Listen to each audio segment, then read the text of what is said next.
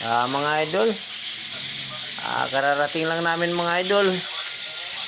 Magsaing muna tayo ng ulam natin mga idol, at saka yung kanin. Magsabaw na, sabaw mga idol. Dahil may income man tayo kunti, no? Bili tayo ng isda, sambagon. Bili tayo ng 1 kilo, tapos may sinabaw, may pinirito. Okay na ito idol. Lagyan natin ng kamunggay. Okay na.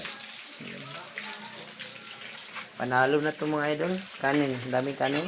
Ay, daming kanin mga idol. 2 kaldero.